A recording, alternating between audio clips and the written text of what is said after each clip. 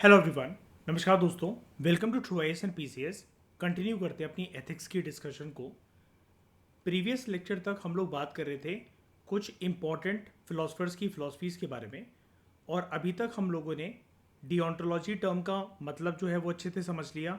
Deontological ethics क्या होता है इसको जान लिया, और उसी के साथ इमैनुअल कांट का क्या पर्सपेक्टिव था with respect to deontological ethics, इसको भी हमने कॉम्प्रिहेंसिव तरीके से कवर कर लिया।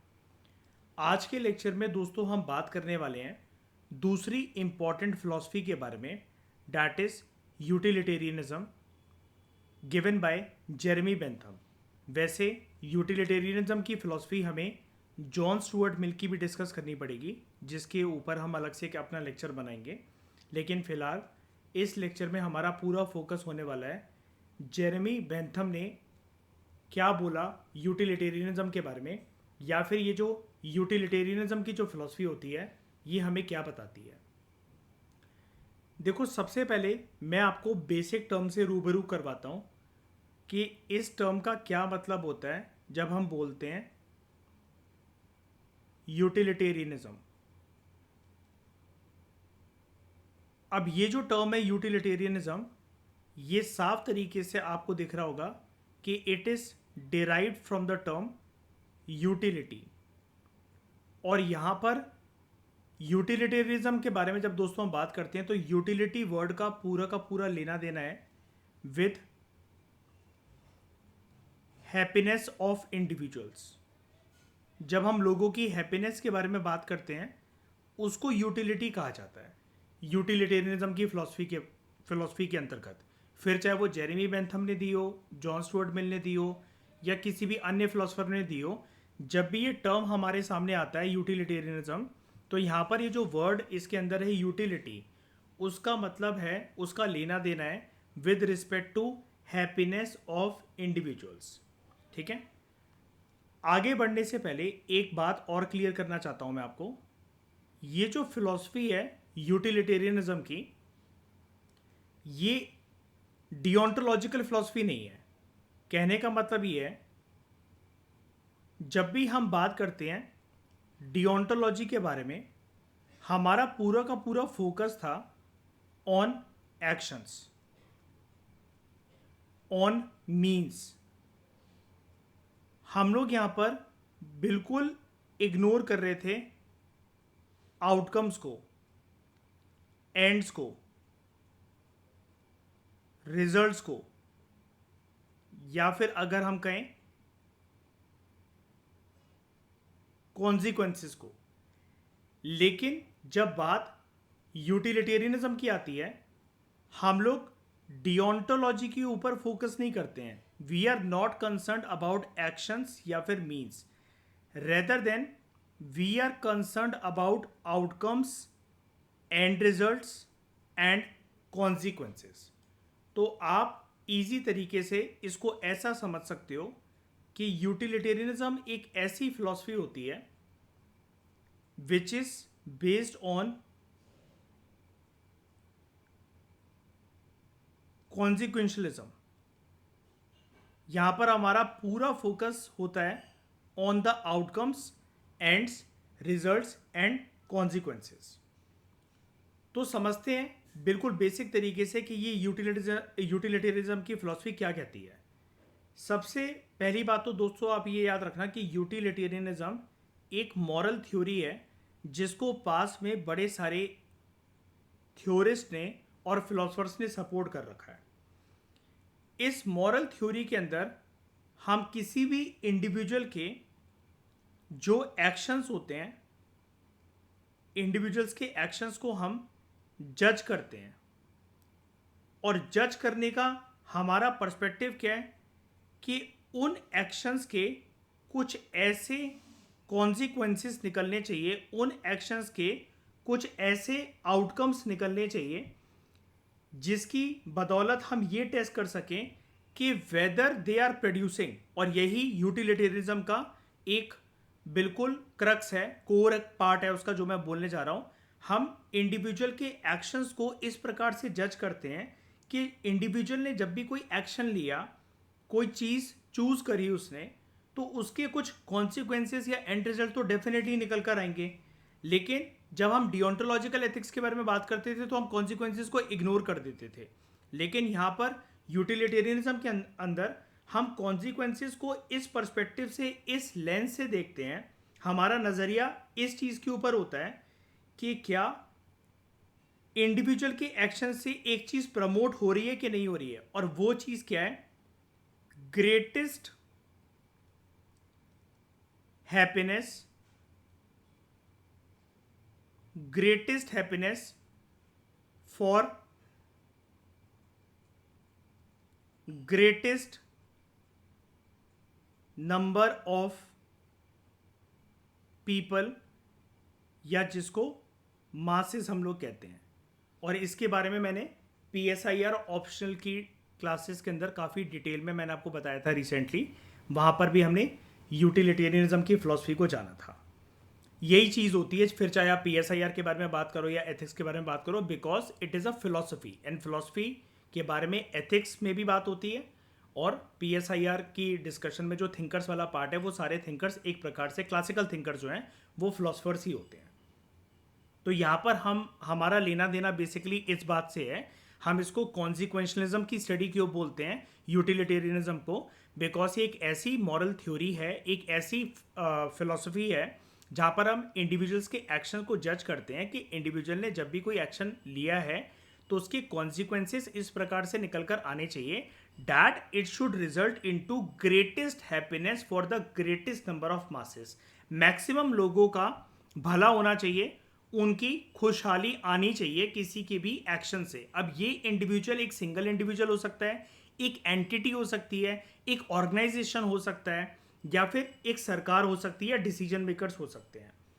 ठीक है, अब हम यहां पर यूटिलिटेरियनिज्म के अंदर जेरेमी बेंथम का पर्सपेक्टिव लाने की कोशिश करते हैं। ठीक है, अब हम यूटिलिटेरियनिज्म की फिलॉसफी तो हमने समझ ली बिल्कुल बेसिक तरीके से। अब जेरेमी बेंथम भाई साहब का क्या कहना था यूटिलिटेरियनिज्म के ऊपर, एक बात जो सारे फिलोसफर्स कहते हैं, फिर चाहे वो जॉन स्टुअर्ट मिलो जैसा कि मैंने आपको बताया, या जेरेमी बेंथम हो, सबके हिसाब से यूटिलिटेरियनिज्म का मतलब तो यही होता है। ठीक है, हमेशा जब भी यूटिलिटेरियनिज्म वर्ड आपके सामने आएगा उसका मतलब हमेशा यही रहेगा that it is about, this philosophy is about promoting greatest happiness for the greatest number of masses या ग्रेटेस्ट नंबर ऑफ पीपल। अब हम थोड़ा सा स्पेसिफिक होते हैं और जेरेमी बेंथम के पर्सपेक्टिव से समझते हैं कि व्हाट इज दिस यूटिलिटेरियनिज्म वाली फिलॉसफी।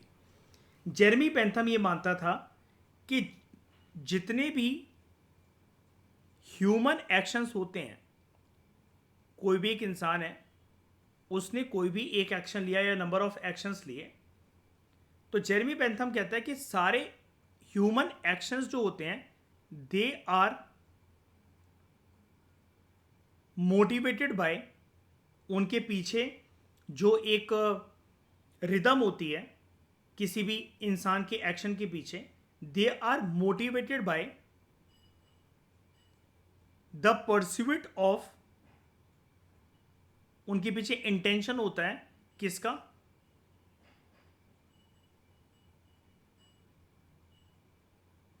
हैप्पीनेस का। हर एक इंडिविजुअल वही डिसीजन लेना चाहता है या चाहती है अपने जीवन में कि उनका आउटकम ऐसा निकल कर आए कि इंडिविजुअल उससे खुश हो।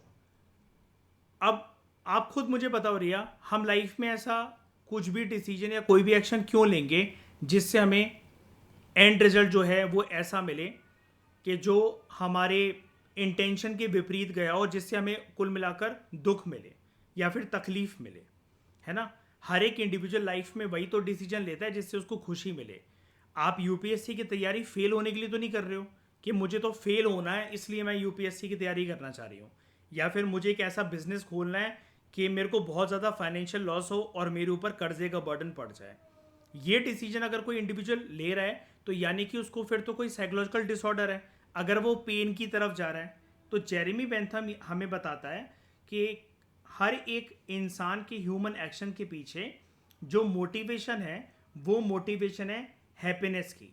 हर एक इंसान जो है वो अपने एक्शन को डिराइव करता है या उसका एटलीस्ट आउटकम चाहता है on the basis of pleasure, and उसके साथ ही अगर प्लेजर की चाहत है इंडिविजुअल के अंदर किसी भी एक्शन को लेने के बाद जो आउटकम है इंडिविजुअल चाहता है कि उसको प्लेजर मिले, तो definitely individual will also try to avoid the pain. ये हमें जेरेमी बेंथम सबसे पहले बताता है। अभी इस चीज़ को मैं और एक्सटेंड करके आपको बताऊंगा कि आप सबसे पहले ये समझ जाओ कि जेरेमी बेंथम अपनी यूटिलिटेरिज्म की फिलॉसफी के अंदर एक बात तो ये कह रहा है कि जो यूटिलिटेरियनिज्म का एक मतलब होता है कि it is greatest happiness for the greatest number of people, but at the same time he is telling us that human actions are driven by, they are motivated by happiness and pleasure, and people generally try to avoid pain while calculating the outcomes and consequences of their action। ठीक है, और यहां पर Jeremy Bentham फिर ultimately हमें यह बताता है कि एक इंसान की जो मोरालिटी होती है, उसके जो मॉरल प्रिंसिपल्स होते हैं, वो मॉरल प्रिंसिपल्स इंसानों के एक्शन में हमें इस प्रकार से दिखने चाहिए, इस प्रकार से हमें उनके बारे में पता लगना चाहिए, और जो कि पता लग भी जाएगा। एक इंसान ने अगर एक्शन कोई भी मोरालिटी के आधार पर लिए हैं कि नहीं लिए हैं, एथिक्स के आधार पर लिए हैं कि नहीं लिए हैं, तो इंडिविजुअल के जो मोरालिटी वाले एक्शंस होते हैं जिसको मॉरल एक्शंस कहते हैं, तो जेरेमी बेंथम कहते हैं those actions should be based on, उनके पीछे सिर्फ एक ही गोल होना चाहिए, और वो है individual should always try to maximise overall happiness. और अगर वो एक्शन कोई और ले रहा है जिससे इंडिविजुअल्स का जीवन प्रभावित होगा, यानी कि मान लो कि एक एंटिटी है गवर्नमेंट, गवर्नमेंट ने कोई एक लॉ बनाया, गवर्नमेंट ने कोई एक एक्ट बनाया, तो यानी कि इस गवर्नमेंट ने एक एक्शन लिया, अब इसका कोई ना कोई आउटकम ज़रूर निकल कर आएगा।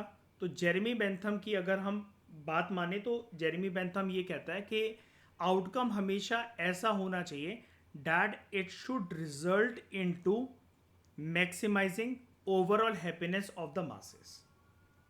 पहले मुझे ये बताओ रिया, इतनी बात समझ में आई अच्छी तरीके से?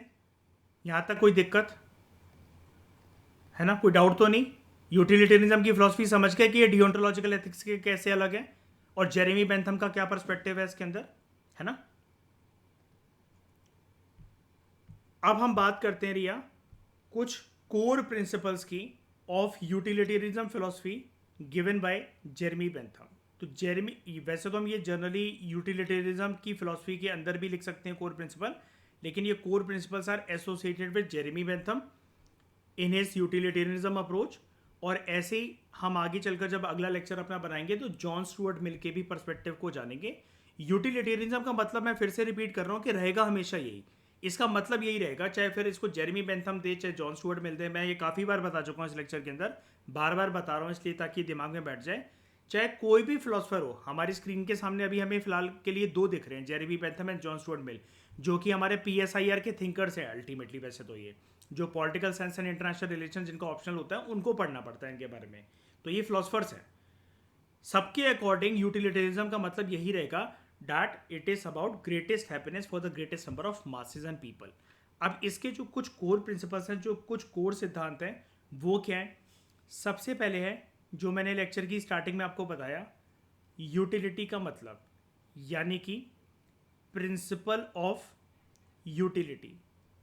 और यह मैंने आपको क्या बताया, यूटिलिटी का मतलब यहां पर क्या है यूटिलिटेरिज्म की अप्रोच के अंदर? हैप्पीनेस। हाँ, हैप्पीनेस से हमारा लेना देना है, हैप्पीनेस यहां पर सेंट्रल आइडिया है। तो यूटिलिटेरिज्म के अंदर ये जो यूटिलिटी का जो प्रिंसिपल होता है, it is the central idea in utilitarianism philosophy. ये इसका कोर आइडिया है। यूटिलिटी जो वर्ड है ना, जो टर्म है, ये जो आइडिया यूटिलिटी कॉन्सेप्ट, ये यूटिलिटेरियनिज्म फिलॉसफी के अंदर ये सेंट्रल आइडिया है, जो कि ये स्टेट करता है कि इंडिविजुअल के, एक हो चाहे वो नंबर ऑफ इंडिविजुअल्स हो, कोई भी हो, चाहे एक हो चाहे अन्य इंडिविजुअल्स हो, उनके एक्शंस आपको कैसे पता लगेगा कि वो राइट हैं कि रॉन्ग है? तो जेरेमी बेंथम में कहता है कि एक इंडिविजुअल के एक्शंस को अगर आपको ये पता लगाना कि वो सही हैं, तो आप सबसे पहले ये पता लगाने की कोशिश करो whether those action whether those actions whether they produce whether they tend to produce, क्या वो एक चीज को रिजल्ट के तौर पर, आउटकम के तौर पर, कॉन्सिक्वेंसेस के तौर पर, एंड्स के तौर पर एक इंडिविजुअल के एक्शन क्या पैदा कर पा रहे हैं कि नहीं कर पा रहे हैं। और वो चीज क्या होगी रिया, लेना देना हमारा इसके अंदर किस चीज से, happiness, only happiness of individuals, ठीक है, whether they are able to promote happiness. और यहीं पर जेरेमी बेंथम हमें बताएगा कि एक इंडिविजुअल के एक्शंस जो हैं वो गलत कब माने जाएंगे, रॉन्ग कब माने जाएंगे, if those actions tend to produce. अब यहां पर ये अनहैप्पीनेस नहीं बोलता है, जेरेमी बेंथम बोलता है अगर एक इंडिविजुअल के एक्शन रॉन्ग तब होंगे when they tend to produce reverse of happiness. आप इसको अनहैप्पीनेस भी लिख सकते हो, कोई दिक्कत वाली बात नहीं है, लेकिन जो जेरेमी बेंथम ने बोला था मैं एग्जैक्टली वही बताना चाहता हूं। उसने अनहैप्पीनेस ना बोलकर, सैडनेस ना बोलकर, टर्म जो यूज करा था वो करा था रिवर्स ऑफ हैप्पीनेस, ठीक है। उसके बाद दूसरा इंपॉर्टेंट सिद्धांत जो है of utilitarianism given by Jeremy Bentham, वो है हेडोनिज्म, ठीक है। हेडोनिज्म अपने आप में एक फिलॉसफी होती है, ठीक है। कभी ये वर्ड सुना है रही आपने कि हेडोनिज्म वर्ड का क्या मतलब होता है, नहीं सुना, चलो मैं बताता हूं। हेडोनिज्म का मतलब ये होता है, ये एक ऐसी फिलॉसफी होती है जहां पर आप ना सबसे ज्यादा एक चीज को तजव्वुद, ये इंपॉर्टेंस देते हो, आप उस चीज की तारीफ करते हो बहुत ज्यादा, और वो है, मतलब आप पूरा लेना देना एक ही चीज से रखते हो अपना, और वो है हैप्पीनेस। आप हर चीज में हैप्पीनेस, या फिर दूसरा जो वर्ड होता है इसके लिए जो मैंने अभी ऊपर यूज करा था, आप प्लेजर को सीख करने की जब बात करते हो, हैप्पीनेस को सीख करने की बात करते हो किसी की भी एक्शंस के अंदर, बिलीव्स के अंदर, और उन एक्शन और बिलीफ से उत्पन्न होने वाले आउटकम्स और एंड रिजल्ट्स के अंदर, उस फिलॉसफी को हम लोग कहते हैं हेडोनिज्म। तो जेरेमी बेंथम की जो यूटिलिटेरियनिज्म वाली फिलॉसफी है, जो अप्रोच है, इसको एक नाम और भी दिया जाता है स्कॉलर्स के द्वारा। इसको हम बोलते हैं कि जेरेमी बेंथम की utilitarianism philosophy is basically hedonistic utilitarianism. It is hedonistic utilitarianism, जहां पर ऐसा माना जाता है कि ये जो हैप्पीनेस या फिर जो प्लेजर का जो सिद्धांत है, वो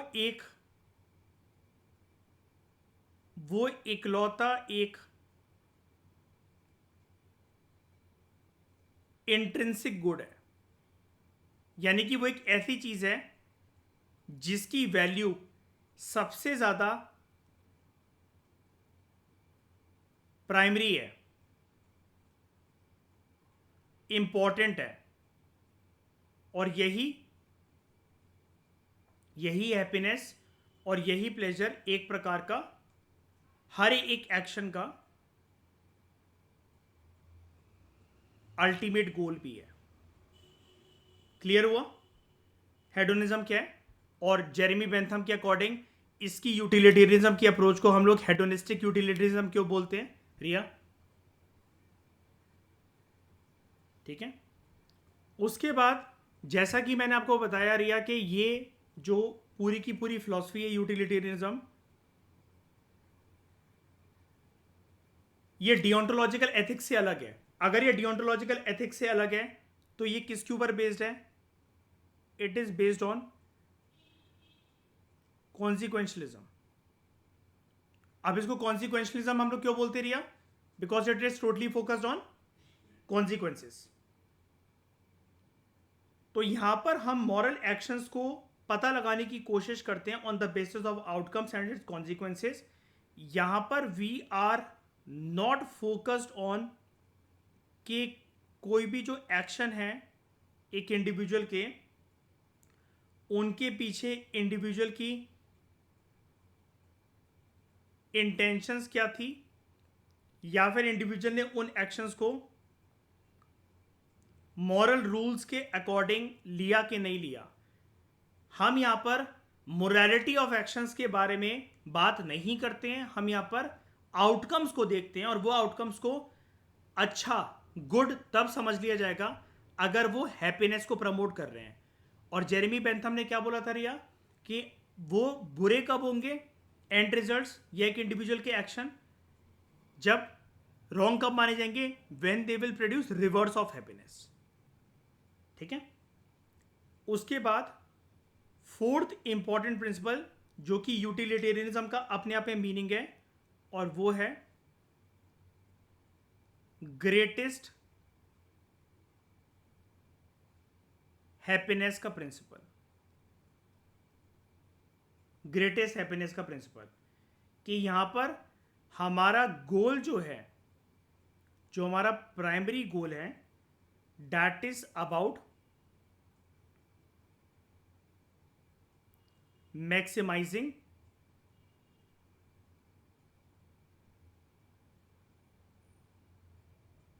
overall happiness. It is not concerned about, it is not just about happiness of only one individual, but यहां पर हम याद रखना रिया, ऑल की बात नहीं कर रहे हैं, ऑल इंडिविजुअल्स की हैप्पीनेस नहीं, हम यहां पर maximum happiness of maximum number of masses की बात कर रहे हैं, ज्यादा से ज्यादा। यानी कि हमारा यहां पर फोकस ऑल के ऊपर ना होकर किसके ऊपर है, मेजॉरिटी ऑफ इंडिविजुअल्स के ऊपर है हमारा पूरा फोकस यहां पर, कि जितने ज्यादा लोगों की हैप्पीनेस प्रमोट हो सके किसी भी एक्शन से, वो होनी चाहिए। क्लियर हुआ यहां तक?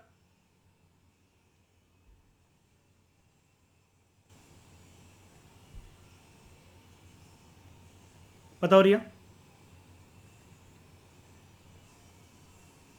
तो दोस्तों ये है बिल्कुल बेसिक तरीके से philosophy of utilitarianism and Jeremy Bentham की, जो जेरेमी बेंथम का जो पर्सपेक्टिव है, उसकी जो अप्रोच है, उसका क्या कहना है with respect to the utilitarianism philosophy. ये हमने कुछ बेसिक एस्पेक्ट के बारे में जाना।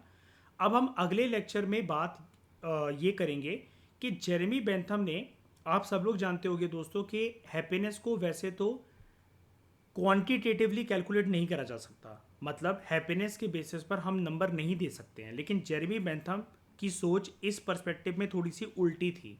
जेरेमी बेंथम कहता है कि नहीं, हैप्पीनेस को क्वांटिटेटिव टर्म्स में कैलकुलेट करा जा सकता है, और उसने उसके लिए कैलकुलेटर बनाया था।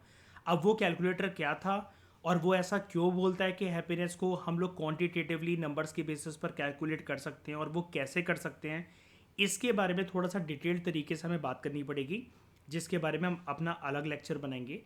इस डिस्कशन में दोस्तों फिलहाल इतना ही। Thank you very much for discussion.